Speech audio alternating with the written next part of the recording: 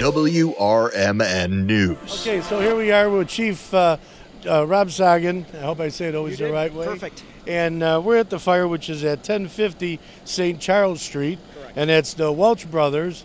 And what did this call come in? I think you said about 149? About 1:49 this afternoon, yes. All right, excellent. It was just a report of smoke, or did they know they had a fire? They had a fire. They were reporting smoke and fire in the building. They heard a couple explosions that alerted them to the fact that there was a problem, and then they called us right away. And upon our arrival, the entire building was on fire. So then you put one right to a box alarm, I believe? We went directly to a box. And box alarm, for the people that don't know, you brought in multiple communities like the Mavis? Correct. It's a mutual aid box alarm system, which brings in pre-designated other communities to come in and assist us. So we have 9 outside agencies outside of the city of Elgin here.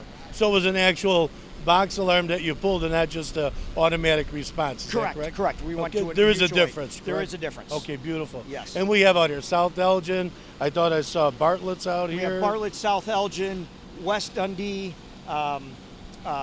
We have Algonquin. We have a bunch of change of quarters companies. So we have a number of towns. All the Elgin Fire Department is here, with the exception of one ambulance. So we bring in outside agencies to help staff our fire stations. Correct. So while we're here, they're running the rest of the calls in the city. Excellent. One day we're going to have you come in, because we've had you in several times Yes. in station, explain what that box alarm system does. I would love to do that. It's quite a detailed system. For those of you listening, what it allows is, while Elgin is here fighting a fire, you have other towns manning their station. So in the event of any other emergencies within the city of Elgin, you have proper coverage. So correct. we thank you, Chief. I don't want to take you away from the fire, but you feel you'll be, there's a lot of... There's going to be a lot of what we call overhaul that's going to have to happen here. So we're going to be here for a few more hours. I would imagine, okay. Yeah. And do you have any idea of knowing what's in there yet?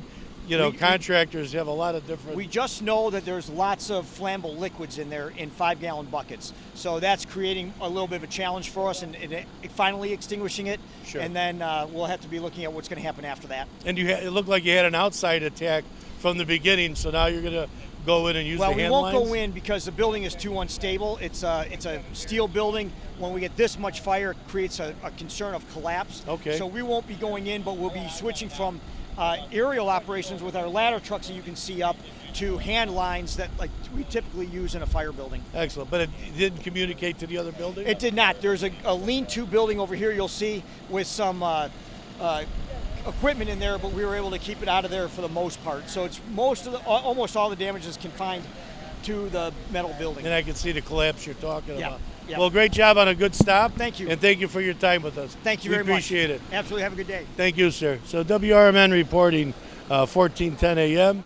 at the fire of 1050 South St. Charles Road. WRMN News, produced in Studio 14 by the River Media Network.